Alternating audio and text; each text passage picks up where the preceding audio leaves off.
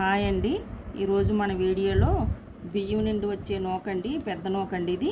ఈ నూకతో ఉప్మా ఎలా రెడీ చేయాలో నేను చూపిస్తాను. ఇది మనం 10 నిమిషాలు నానబెట్టుకొని పక్కన పెట్టుకోవాలండి. 10 నిమిషాలు అయిపోయిందండి. ఇవి బాగా కడుక్కొని పక్కన పెట్టుకున్నాం కదండి నూక. దీనికి కావాల్సిన పదార్థాలండి: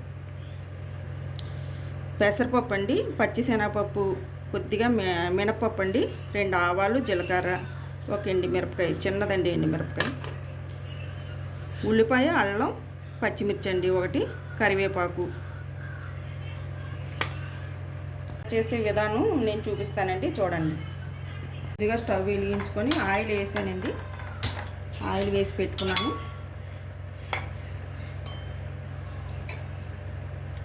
ఆయిల్ వేడెక్కిందండి.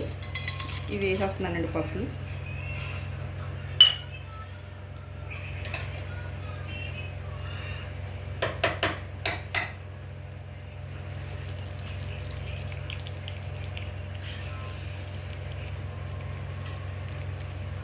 నెక్స్ట్ ఉల్లిపాయ, పచ్చిమిర్చి, అల్లం, కరివేపాకు వేసుకోవాలండి.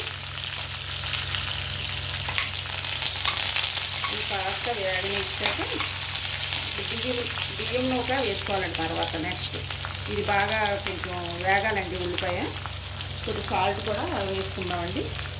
ఇవి తొందరగా వేగడానికి కొద్దిగా సాల్ట్ అండి.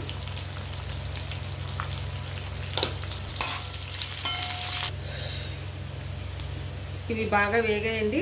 దీంట్లో మనం ఈ నూక వేసుకోవాలండి.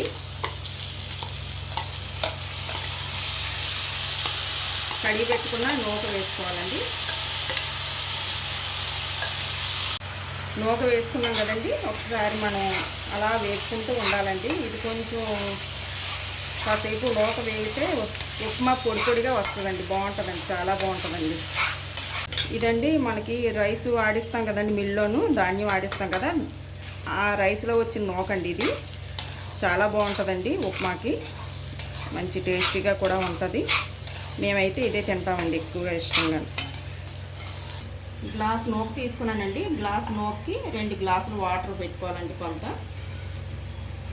చూడండి, ఇది నూక అలాగా వేపుకున్న తర్వాత మనం ఒక 5 నిమిషాలు వేపుకోవాలండి అలాగా. దీంట్లో పెసరపప్పు ఎక్కువగా వేసుకుంటే చాలా టేస్టీగా బాగుంటుందండి. వేగిపోయింది. దీంట్లో మనం 2 గ్లాసులు వాటర్ తీసి పెట్టుకున్నాం కదండి, అది వేసుకోవాలండి.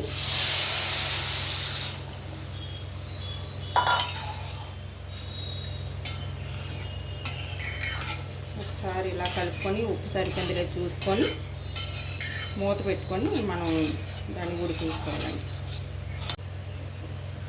కొద్దిగా సాల్ట్ వేసుకుంటామండి. సరిపోలేదు, కొద్దిగా సాల్ట్ వేస్తున్నాం. చూడండి, దగ్గర పడింది కదా.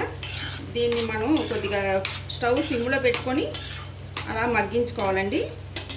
సిమ్లో పెట్టేయాలండి. స్టవ్ సిమ్లో పెట్టేసి మూత పెట్టి ఇంకా అలా మగ్గిపోతే పొడి పొడిగా వస్తుందండి ఉప్మా. చూడండి, ఆ ఉప్మా అయిపోయిందండి. చూడండి ఎంత పొడి పొడిగా ఎంత చక్కగా వచ్చిందో. ఆయిల్ కూడా మనం ఎక్కువగా వేయనక్కర్లేదండి. దీనికి ఆయిల్ తక్కువగా ఆయిల్ వేసుకొని చేసుకుంటే చాలా బాగుంటుందండి. చాలా టేస్టీగా కూడా బాగుంటుంది. మీరు కూడా ట్రై చేయండి.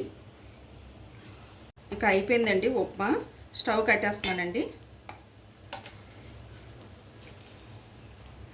సో ఈ రెసిపీని మీరు చూసారు కదండి. మీకు కనుక ఈ వీడియో నచ్చినట్టయితే లైక్ చేసి, షేర్ చేసి, సబ్స్క్రైబ్ చేయండి. Thank you.